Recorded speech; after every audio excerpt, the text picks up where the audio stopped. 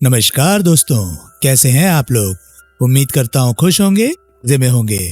स्वागत है आपका मेरे चैनल स्टोरी टेलर सीपी में। मैं हूँ आपका दोस्त, आपका यार, स्टोरी टेलर सीपी, आपका सूत्रधार। तो चलिए दोस्तों, इसी नोट पर आज की वीडियो शुरू करते हैं। आज की वीडियो में मैं आपको सुनाने वाला हूँ पाप की नगरी नॉवल का पार्ट 5। इसके बाकी के 4 पार्ट्स आप ऑलरेडी सुन चुके होंगे, और अगर आपने नहीं सुने तो उनके लिंक्स आपको ऊपर आई बटन से मिल जाएंगे।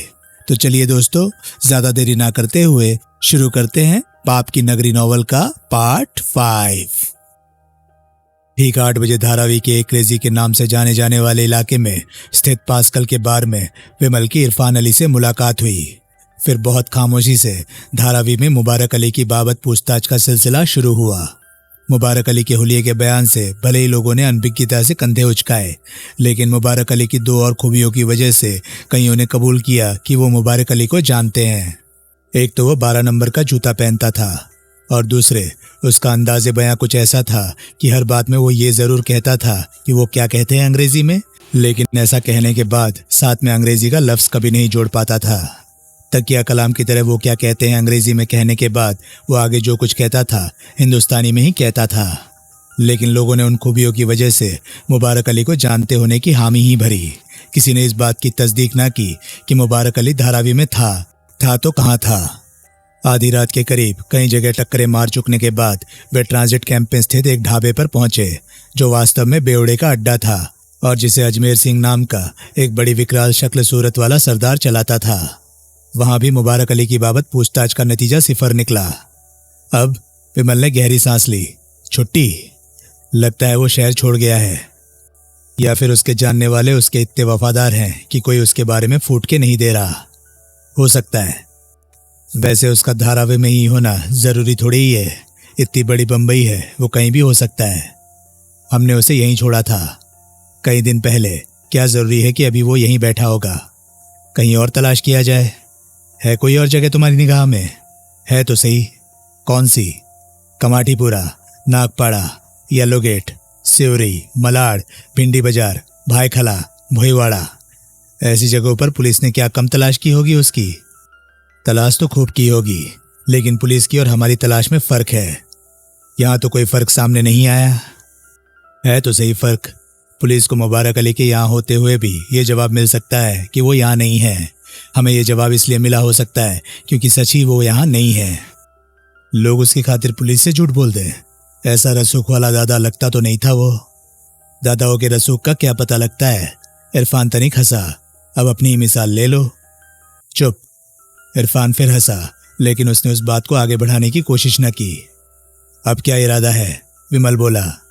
मैं क्या बोलूं, तुम बोलो। इरफान ने अपनी कलाई पर बंधी घड़ी पर निगाह डाली। 12 बजने को है। कोई भूख भूख नहीं लगी तुम्हें? लगी तो है। तो खाना मंगाएं या पहले एक आध घूंट लगाएं? घूंट लगाने में तो मुझे कोई ऐतराज नहीं, लेकिन बेवड़े का नहीं। मतलब? मालूम करो यहाँ विस्की भी मिलती है या नहीं। मिलती तो होगी, लेकिन तुम्हारे मौजूदा बहुरूप से तो बेवड़ा ही मैच करेगा। विमल ने चारों ओर निगाह दौड़ाई। बकवास मत करो, वो बोला। मेरे से ज्यादा फटेहाल लोग विस्की पी रहे हैं। ठीक है फिर। इरफान ने इशारे से एक वेटर को करीब बुलाया और उसे विस्की और तली हुई मछली लाने का आदेश दिया। अब प्रत्याशित फुर्ती से ऑर्डर सर्व हुआ। दोनों ने खामोशी से चीयर्स बोला और विस्की और मछली का आनंद लेने लगे। अभी उन्होंने 2-2 घूंटी पिए थे कि एकाएक वहां तूफान आ गया। अड्डे पर एकाएक कई सशस्त्र आदमी घुस आए। सबके हाथ में स्टैन गने या ऑटोमेटिक राइफलें थीं। वैसे ही कुछ आदमी पिछवाड़े के रास्ते से भीतर घुस आए। हॉल में बैठे तमाम लोगों की तरफ हथियारों की नालें तन गई। कोई अपनी जगह से ना हिले, कोई कहर भरे स्वर में बोला। हॉल में एकाएक मरघट का सा सन्नाटा छा गया। वहां के मालिक अजमेर सिंह को जैसे सांप सूंघ गया। उसका मुंह यूं खुल गया और आंखें यूं फट पड़ी जैसे काउंटर पर बैठा बैठा ही लकवे का शिकार हो गया हो। फिर सशस्त्र लोगों की ओट में से खाली हाथ 2 व्यक्तियों ने सामने कदम रखा। ये इरफान एकाएक बोला। ये तो श्याम डोंगरे है, कंपनी का सिपाही सालार। विमल ने सहमति में सिर हिलाया। वो श्याम डोंगरे को पहचानता था। रूपचंद जगनानी विमल की फिराक में जब इकबाल सिंह को तोकाराम के घर लाया था तो कंपनी का सिपाही सालार श्याम डोंगरे भी उसके साथ था। दूसरा कौन है? वो दबे स्वर में बोला। उसका नाम बाबू कामले है। डोंगरे का खास आदमी है। बहुत खतरनाक कातिल है। बाकी कंपनी के प्यादे होंगे। जाहिर है, इतने लाव लश्कर के साथ यहाँ हाजिरी की वजह तुम्हारे सिवाय और क्या हो सकती है? यानी कि खेल खत्म? इरफान ने उत्तर ना दिया। जो तुझ भावे नानका सोई भली कार। क्या? कुछ नहीं, तुम यहां से खिसकने की कोशिश करो। खिसकने की कोशिश करूं? मौजूदा हालात में यहां से बाहर परिंदा पर नहीं मार सकता। कम से कम मेरे पास से हट जाओ। वो भी मुमकिन नहीं। मैं यहां से हिला भी तो गोलियों से भून दिया जाऊंगा। इन्हें मेरी खबर कैसे लग गई? क्या मालूम, जरूर किसी ने तुम्हें पहचान लिया होगा। यकीन नहीं आता। कंपनी के इतने आदमियों की एकाएक यहां मौजूदगी ही यकीन दिलाने के लिए काफी नहीं। कोई कर्कश स्वर में बोला। विमल ने इधर उधर निगाह दौड़ाई। कौन बोला था, किससे बोला था, वो कुछ न समझ सका। अबे बहरा है? विमल ने हड़बड़ाकर आवाज की दिशा में देखा। लाल लाल आंखें निकाले कंपनी का सिपह सालार उसे घूर रहा था। बहरा है? डोंगरे कड़क कर बोला। सस्पेंस के मारे विमल ने जल्दी से इंकार में गर्दन हिलाई। तो जवाब क्यों नहीं देता? बोलो बाप। उठ और उधर दाएं काउंटर के पास जाकर खड़ा हो। सकपका ऐसा विमल उठकर खड़ा हुआ। वो सोच रहा था कि उसके झोले में मौजूद उसकी रिवॉल्वर इतनी स्टैन गनों और इतनी ऑटोमेटिक राइफलों के मुकाबले में उसकी किस काम आ सकती थी, सिवाय आत्महत्या कर लेने के। अपने जोड़ीदार को भी साथ लेके जा। विमल और इरफान उठे और मन मन के कदम रखते हुए काउंटर के करीब अजमेर सिंह की पहलू में जा खड़े हुए और किसी अनहोनी के होने की प्रतीक्षा करने लगे। उन्हीं की तरह कई और लोगों को भी अपनी मेजों से उठकर दाएं बाजू में काउंटर के करीब जा खड़े होने का आदेश मिला। पीछे हॉल में कोई 15-16 आदमी 5-6 मेजों पर बैठे रह गए।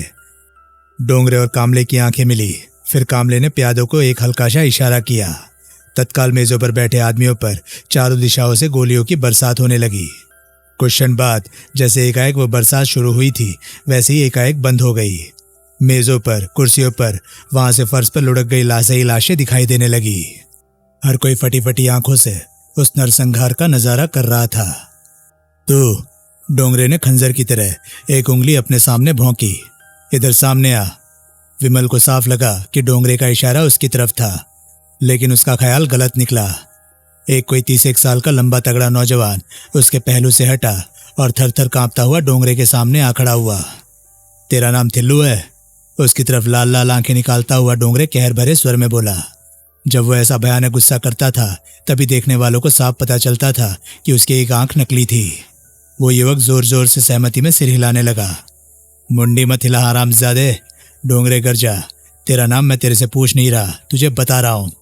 थिल्लू नाम के नौजवान के गले की घंटी जोर से उछली। तू इब्राहिम कालिया का आदमी है? थिल्लू से हामी भरते ना बना। अगर इस बार भी डोंगरे उससे पूछ नहीं रहा था, उसे बता रहा था, तो वो उसके हामी भरने से और खफा हो सकता था। मेरे को जानता है? थिल्लू भूत बना खड़ा रहा। जवाब दे साले। तत्काल थिल्लू की गर्दन मशीन की तरह सहमति में हिलने लगी। बढ़िया, ये सब हरामजादे जो मरे पड़े हैं तेरे बाप इब्राहिम कालिया के आदमी थे, जानता है? हाँ। तेरे समेत? हाँ। वो मर गए लेकिन तू जिंदा है? हाँ। जानता है क्यों? नहीं।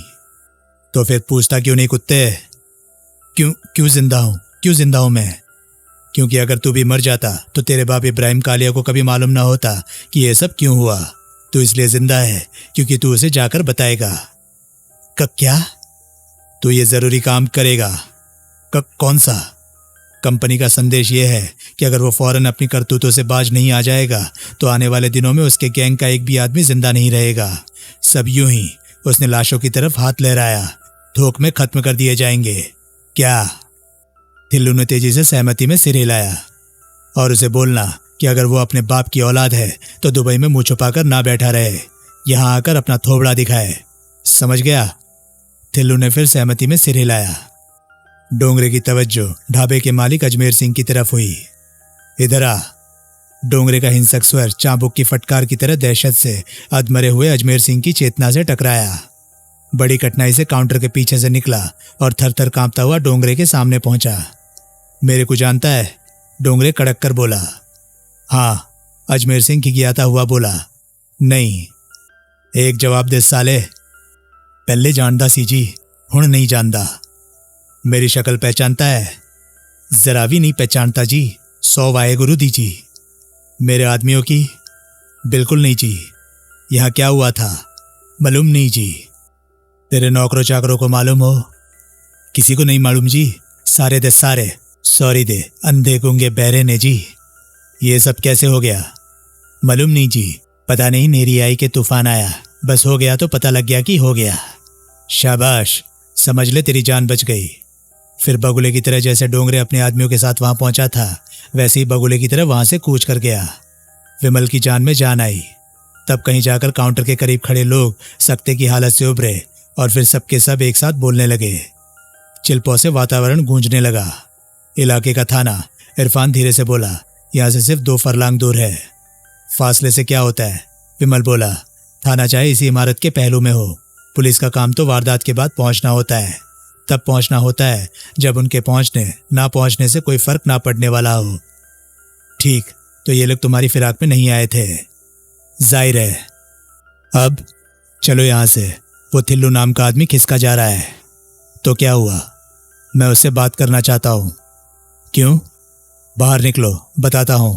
यहां रुके रहना वैसे भी ठीक नहीं, पुलिस आती ही होगी। दोनों थिल्लू के पीछे कूच कर गए। तभी दूर कहीं फ्लाइंग स्क्वाड का सायरन गूंजा। ट्रांजिट कैंप के इलाके से बाहर निकल आने के बाद कहीं जाकर थिल्लू की जान में जान आई। उसे अभी भी यकीन नहीं आ रहा था कि इतने भयंकर खून खराबे में से वो जिंदा बचाया था। अब उसे एक टैक्सी की तलाश थी।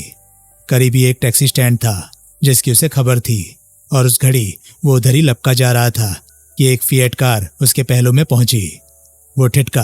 भयभीत भाव से उसने फिएट की तरफ देखा, लेकिन भीतर ड्राइविंग सीट पर एक मौजूद एक परछाई के अतिरिक्त उसे कुछ दिखाई ना दिया। तभी कार की डोम लाइट जली। उसने देखा ड्राइविंग सीट पर बड़े आकर्षक व्यक्तित्व वाला आदमी बैठा था। उसके चेहरे पर फ्रेंच कट दाढ़ी थी और वो आंखों पर गोल्डन फ्रेम का चश्मा लगाए था। उस आदमी, जो कि विमल था, हाथ बढ़ाकर फिएट का थिल्लू की ओर का दरवाजा खोल दिया। विमल इस हिदायत के साथ इरफान को पीछे छोड़ आया था कि वो साई की तरह उसके पीछे लगा रहे और तभी दखल अंदाजी करे जबकि वो विमल को किसी संकट से उबारने की जरूरत महसूस करे। क्या है? थिल्लू थोड़े सशंक, थोड़े त्रस्त स्वर में बोला। कार में आ जा, विमल बोला। अभी मालूम होता है क्या है। लेकिन विमल ने उसे रिवॉल्वर दिखाई। थिल्लू के कसबल निकल गए। आसमान से गिरा खजूर में उठका। मनी मन बुदबुदाता हुआ वो कार में सवार हो गया। कौन हो तुम? थिल्लू मरे स्वर में बोला। तेरा नाम थिल्लू है? विमल बोला। हाँ, तुम कौन? इब्राहिम कालिया के गैंग का आदमी है। हाँ, लेकिन तुम? पीछे बेवड़े के अड्डे पर जो मारे गए वो वाकई सब तेरे जोड़ीदार थे, कालिया के गैंग के आदमी? बाप, तुम्हारे को कैसे मालूम? वहां का तमाम नजारा मैंने अपनी आंखों से किया था। तुम उधर था? हाँ। थिल्लू ने सिर से पांव तक विमल पर निगाह दौड़ाई। अपन तो, वो बोला, तुम्हारे को उधर नहीं देखा। मैं उधर ही था। पण छोड़, मतलब की बात कर। मतलब की बात? हाँ।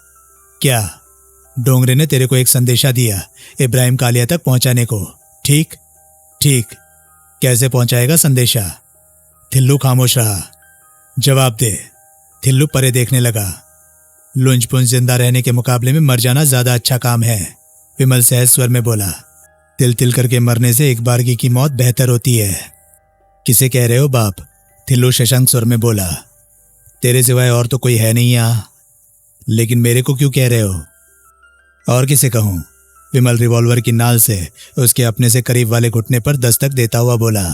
अभी जब मैं गोली चलाकर तेरे दोनों घुटने फोड़ दूंगा, तेरी एक या दोनों बाह तेरे कंधे से उखाड़ दूंगा, तो तेरा जो बाकी जिस्म सलामत बचेगा वो लुंज पुंज ही तो कहलाएगा।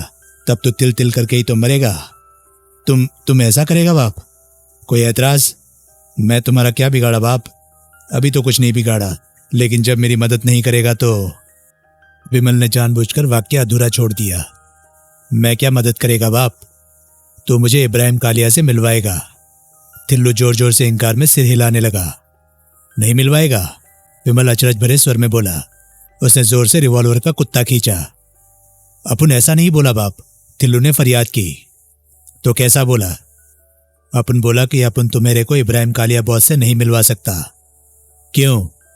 क्योंकि अपन की उस तक पहुंच नहीं है। अपन को नहीं मालूम वो किधर मिलता है।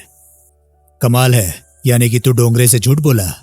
तो उसका संदेशा इब्राहिम कालिया तक नहीं पहुंचाएगा? वो तो पहुंचाएगा बाप। इतना बड़ा वारदात की खबर तो बॉस को जरूर होना मांगता है। ऐसा कैसे करेगा? अपन भट्टी साहब को बोलेगा। भट्टी साहब? वो कौन हुआ? शमशेर भट्टी। भट्टी साहब कालिया साहब का दाहिना हाथ है, यानी कि इस बॉस के दाहिने हाथ तक, भट्टी तक, शमशेर भट्टी तक तेरी पहुंच है। थिल्लू ने हिचकिचाते हुए हामी भरी। फिर वो भट्टी आगे इब्राहिम कालिया तक खबर पहुंचाएगा? हाँ। कहाँ? मालूम नहीं। यहां या दुबई? नहीं मालूम। ये भट्टी साहब कहाँ पाया जाता है? ग्रांट रोड पर। ग्रांट रोड पर कहाँ? उधर एक बहुत बड़ी इमारत है, उसमें एक बहुत बड़ा फ्लैट है। इमारत और फ्लैट का नंबर बोल। थिल्लू ने बोला। वहां भट्टी रहता है? हाँ। और कौन रहता है वहां? मेरे को नहीं मालूम। तो कभी वहां गया? हाँ, कई बार। फिर भी नहीं जानता कि वहां भट्टी के अलावा और कौन रहता है? थिल्लू ने इंकार में सिर हिलाया। वो क्वेश्चन सोचता रहा और फिर बोला, बाप सच पूछो तो मेरे को यह भी पक्का नहीं मालूम कि उधर भट्टी साहब भी रहता है कि नहीं। भट्टी से कैसे मिलता है? सीधे ग्रांट रोड उस फ्लैट में पहुंच जाता है? नहीं। तो पहले फोन करना पड़ता है। किसे? भट्टी को? नहीं। तो भिंडी बाजार में एक ट्रैवल एजेंसी है, वहां किसे? जो कोई भी बोले। लेकिन ट्रैवल एजेंसी तो रात को बंद हो जाती होगी। उस नंबर से 24 घंटा जवाब मिलता है बाप। अब भी फोन करेगा तो मिलेगा? बरोबर मिलेगा। फिर क्या होगा? जवाब मिलने पर मेरे को बताना होगा कि मेरे को भट्टी साहब से क्या बात करने का है। फिर 10 मिनट में मेरे पास भट्टी साहब का फोन आ जाएगा। फोन ना आए तो इसका मतलब होएगा कि भट्टी साहब मेरे से बात करना नहीं मांगता, यानी कि वो तभी बात करता है जब वो बात करना जरूरी समझे। हाँ, जब वो फोन करता है तो बुलाता ग्रांट रोड वाले फ्लैट में ही है? बरोबर। हमेशा? हाँ।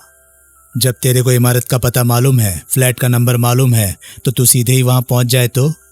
एक बार अपन ऐसा किएला था बाप। वो धीरे से बोला। तब क्या हुआ था? विमल उत्सुक भाव से बोला। फ्लैट बंद था। अपन बहुत घंटी बजाया, कोई जवाब नहीं मिला। जवाब न मिलने का यही मतलब जरूरी थोड़ी होता है कि भीतर कोई नहीं है। अपन आजू बाजू पूछा बाप, सभी यही बोला कि फ्लैट बंद था, भीतर कोई नहीं था। साफ जाहिर हो गया था कि ग्रांट रोड का वो फ्लैट सिर्फ मेल मुलाकात के लिए इस्तेमाल होता था। वहां कोई रहता नहीं था। वो तो एक तरह का ट्रांजिट कैंप था। मुलाकाती को बुला लेने के बाद ही भट्टी साहब या कोई और भी साहब वहां पहुंचता था। विमल ने एकाएक कार स्टार्ट किया और उसे आगे बढ़ाया। किधर? थिल्लू व्याकुल भाव से बोला। फोन की तरफ। विमल बोला। तू फोन करता तो किधर से करता? इधर एक ऑल नाइट पेट्रोल पंप है, उधर पब्लिक फोन है। रास्ता बोल। थिल्लू के निर्देश पर कार चलाता वो पेट्रोल पंप पर पहुंचा, जहां से थिल्लू ने कहीं फोन किया, अपनी बात कही और पब्लिक फोन का नंबर बोला। फिर उसने संबंध विच्छेद कर दिया। अब 10 मिनट बाद फोन आएगा, थिल्लू बोला। विमल ने सहमति में सिर हिलाया। उसने अपना पाइप सुलगाया और प्रतीक्षा करने लगा। 10 मिनट बाद पब्लिक फोन की घंटी बजी। विमल ने थिल्लू को रिसीवर उठा लेने दिया। हेलो भट्टी साहब। दूसरी ओर से उत्तर मिलते ही तत्काल थिल्लू के चेहरे पर अदब के भाव आए। साहब, मैं थिल्लू। साहब, अपन को बोला। बरोबर बोला। ठीक है साहब। अपन ग्रांट रोड पर पहुंचता है। और साहब अपन के साथ एक आदमी है जो बड़ा बॉस से मिलना मांगता है। दूसरी ओर से कुछ कहा गया, जिसकी प्रतिक्रिया स्वरूप विमल ने फौरन थिल्लू के चेहरे का रंग उड़ता देखा। साहब, वो क्या है कि अपन से गलती हो गया साहब। अपन का माथा फिर रहा था जो। जी साहब। बरोबर साहब। अपन में नहीं आने का है। विमल ने फोन उसके हाथ से झपट लिया। उसने जल्दी से रिसीवर अपने कान से लगाया और बोला, लाइन ना काटना भट्टी। कुछ क्षण खामोशी रही। कौन है? फिर दूसरी ओर से कोई सावधान स्वर में बोला। क्या नाम है? मेरे बहुत नाम है, किसी एक नाम से तुम्हारा कोई मतलब हल नहीं होगा। क्या चाहते हो? ये फोन पर बताना ठीक नहीं होगा, लेकिन एक बात जान लो। क्या? मेरे से मुलाकात ना करके बहुत घाटे में रहोगे। मेरे से मिलने में इब्राहिम कालिया का बहुत फायदा है। क्या फायदा है? मालूम हो जाएगा। सिर्फ उसे फायदा है? सिर्फ दूसरों के लिए फायदे के काम वॉलंटियर करते हैं। मैं कोई वॉलंटियर नहीं। तू कोई कंपनी का भेदिया तो नहीं? तू कोई निराही अहमक आदमी तो नहीं? क्या बकता है? मूड आदमी। अगर मैं कंपनी का आदमी होता तो मैं तेरे इस थिल्लू पिल्लू के जरिए तेरे से बात करने की कोशिश करता। मैं इसके जरिए तेरे तक पहुंचकर पहले तेरी गर्दन ना रेतता। क्या? पहले तेरी और फिर तेरे बिग बॉस की। क्या क्या मुश्किल काम है? ठहर जा साले। साला तो ठहरा ही हुआ है, जीजा जी भी तो किसी मुकाम पर आकर ठहरे। कुछ क्षण खामोशी रही। हेलो, विमल बोला। अबे तू है कौन? मिलोगे तो मालूम पड़ जाएगा। फिर खामोशी छा गई। फिर सांप सूंघ गया, विमल बोला। बकवास बंद। ठीक है, फोन थिल्लू को दे। विमल ने रिसीवर थिल्लू को थमा दिया। रिसीवर हाथ में लेकर थिल्लू कुछ क्षण हाँ बाप बरोबर बाप करता रहा। फिर उसने फोन हुक पर टांग दिया। क्या हुआ? वो बोला। चलो, थिल्लू बोला। कहाँ? ग्रांट रोड, भट्टी साहब के पास। विमल ने चैन की सांस ली। कौन होगा? इब्राहिम कालिया विचारपूर्ण स्वर में बोला। जो कोई भी था, शमशेर भट्टी बोला। आदमी कांटे का था, बहुत दिलेरी से बोल रहा था, लेकिन था किस फिराक में, इस बाबत वो टेलीफोन पर बात करने को तैयार नहीं था। यहाँ आ रहा है, अभी मालूम पड़ जाएगा। हमारे काम का आदमी निकला तो बढ़िया, वरना यहाँ से उसकी लाश ही बाहर निकलेगी। उसके इस्तकबाल का इंतजाम कर लिया? हाँ, बढ़िया। तभी कॉल बेल बजी। मैं देखता हूँ, भट्टी उठता हुआ बोला। इब्राहिम कालिया ने सहमति में सिर हिलाया। भट्टी वहां से बाहर निकल आया और मुख्य द्वार के करीब पहुंचा। वहां 3 हथियारबंद आदमी मौजूद थे। भट्टी के संकेत पर एक आदमी ने दरवाजा खोला। दोनों हाथ सिर से ऊपर उठाकर विमल भीतर दाखिल हुआ। उसके पीछे पीछे तनिक सहमा सा थिल्लू चल रहा था। तू है वो आदमी? भट्टी विमल को घूरता हुआ बोला। हाँ, विमल सहज स्वर में बोला। हाथ उठाने को किसने कहा? किसी ने नहीं। तो जिससे मैं दोस्ती का ख्वाहिशमंद होता हूं, उसके रूबरू में पहली बार ऐसे ही पेश आता हूं, डिफेंसलेस। अजीब आदमी हो, ये मेरा स्टाइल है, दिख रहा है। मेरे हाथ उठे ना होते तो और 10 सेकंड बाद तुम्हारे इन चमचों ने भी यही कहना था कि हाथ ऊपर कर लो। भट्टी ने उलझनपूर्ण भाव से उसकी ओर देखा। विमल मुस्कुराया। इसकी तलाशी लो, भट्टी ने आदेश दिया। 3 हथियारबंद आदमियों में से 2 ने विमल को अपनी रिवॉल्वर से कवर कर लिया। तीसरा उसकी जेबें वगैरह थपथपाने लगा। खाली है, अंत में वो बोला। भट्टी बोला। तुम लोग बगल के कमरे में जाओ, थिल्लू को भी साथ में ले जाओ। चारों जने खामोशी से वहां से विदा हो गए। पीछे केवल विमल और भट्टी रह गए। अब तो हाथ गिरा दो, भट्टी बोला। हाँ जरूर, विमल बोला। उसने हाथ नीचे गिराए तो उसके कोट की दाईं आस्तीन में फंसी रिवॉल्वर सरक कर उसके हाथ में आ गई। भट्टी के नेत्र फट पड़े। खबरदार, विमल सांप की तरफ फुफकारा। आवाज ना निकले, हरकत ना हो। भट्टी जैसे भूत बन गया। विमल उसकी और रिवॉल्वर ताने उसके करीब पहुंचा। जिस पहली जगह उसने हथियार की तलाश में भट्टी का जिस्म टटोला, वहीं से हथियार बरामद हो गया। रिवॉल्वर उसके शोल्डर होल्स्टर में थी। एक सवाल, विमल दबे स्वर में बोला। जवाब हाँ या ना में। कालिया फ्लैट में है? भट्टी ने जवाब न दिया। मैं आदमी को शूट करने का एक ऐसा तरीका जानता हूं कि जान इंतहाई मुश्किल से निकलती है। भट्टी फिर भी खामोश रहा। अपने आदमियों से कोई उम्मीद न रखना। गोली चलने की आवाज सुनकर जब वो अहमकों की तरह यहां दौड़े चले आएंगे तो सब दरवाजे पर ही एक दूसरे में गड़मड़ हुए मरे पड़े होंगे। उसके बाद अगर तुम्हारा बॉस इस फ्लैट में हुआ तो उसे ढूंढ निकालना क्या मुश्किल काम होगा। वो तुझे कच्चा चबा जाएगा। बहुत मुमकिन है, लेकिन ऐसा अगर होता तो कम से कम तुम्हारी मौत के बाद ही होगा। भट्टी ने बड़े नर्वस भाव से थूक निकली। मैंने गलत कहा? उसने उत्तर ना दिया। वैसे एक तरीके से तुमने कबूल कर ही लिया है कि वो यहां मौजूद है। कैसे? तुमने अभी कहा नहीं कि वो मुझे कच्चा चबा जाएगा। यहां होगा नहीं तो क्यों कर अंजाम देगा इस हैवानों जैसे काम को। भट्टी ने फिर थूक निकली। वो भीतर है, विमल लगभग उसके कान में फुसफुसाता हुआ बोला। भट्टी परे देखने लगा। अब वो बेहद बदहवास दिखाई देने लगा था। भीतर चलो। भट्टी अपने स्थान से ना हिला। विमल ने इतने जोर से उसकी पसलियों में रिवॉल्वर की नाल घुसेड़ी कि वो पीड़ा से बिलबिला गया। फिर मन मन के कदम उठाता हुआ वो पिछवाड़े की ओर चलने लगा। आवाज ना निकले, विमल ने उसे चेतावनी दी। भट्टी के मुंह से बोलना फूटा। उसे अपने आगे चलाता हुआ विमल ड्राइंग रूम उस कमरे में पहुंचा जहां इब्राहिम कालिया बैठा था। विमल के हाथों में थमी रिवॉल्वर उसे तब तक दिखाई न दी जब तक कि विमल ने भट्टी को जबरन अपने से परे धकेलकर रिवॉल्वर कालिया की ओर ना तान दी। कालिया उछलकर खड़ा हुआ। खबरदार, विमल ने चेतावनी दी। कालिया हक बकाया सा कभी रिवॉल्वर की नाल को, कभी विमल को तो कभी भट्टी को देखने लगा। बैठो, विमल बोला। कालिया धीरे से सोफे पर बैठ गया। तुम भी, विमल भट्टी से बोला, अपने बॉस के पास। अपनी हार से तिल मिलाता, अपनी कोताही से शर्मिंदा होता, भट्टी जाकर सोफे पर अपने बॉस के पहलू में बैठ गया। अब इजाजत हो तो मैं भी बैठ जाऊं, विमल बोला, ताकि इंसान के बच्चों की तरह कोई बातचीत हो सके। जिसके हाथों में, कालिया बोला, एक नहीं दो दो रिवॉल्वरें मौजूद हो, उसे कुछ करने के लिए किसी की इजाजत की जरूरत नहीं होती। दुरुस्त, तो फिर मैं बैठ ही जाऊं। विमल सोफे के साथ समकाया पर सटाकर रखी हुई सोफा चेयर पर बैठ गया। वो कुछ क्षण अपलक दोनों को देखता रहा। क्या चाहता है, कालिया बोला। सबसे पहले तो मैं अपने लेफ्टिनेंट का कीमती माल उसे वापस लौटाना चाहता हूं। कीमती माल? ये रिवॉल्वर हाथी दांत की मूठ है इसकी, लाख दमड़े से कम की तो क्या होगी। उसने भट्टी की रिवॉल्वर उसकी गोद में डाल दी। भट्टी हकबकाया, लेकिन विमल की अपनी रिवॉल्वर क्योंकि अभी भी उसके हाथ में थी, इसलिए गोद में पड़ी अपनी रिवॉल्वर की तरफ हाथ बढ़ाने की उसकी हिम्मत ना हुई। और ये मेरी रिवॉल्वर आपकी खिदमत में। विमल ने अपनी रिवॉल्वर कालिया की गोद में डाल दी और बड़े निश्चल भाव से मुस्कुराया। कालिया और भट्टी यूं हकबकाए से एक दूसरे का मुंह देखने लगे, जैसे जो हुआ था उसका यकीन ना आ रहा हो। आपका लेफ्टिनेंट गवाह है, विमल मीठे स्वर में बोला। आप खुद गवाह हैं कि मैंने इन रिवॉल्वरों में से गोलियां नहीं निकाली हैं और मेरे पास कोई दूसरा हथियार भी नहीं है। आप चाहे तो पलक झपकते मुझे शूट कर सकते हैं। कई क्षण खामोशी छाई रही। मतलब क्या हुआ इस ड्रामे का? फिर कालिया बोला।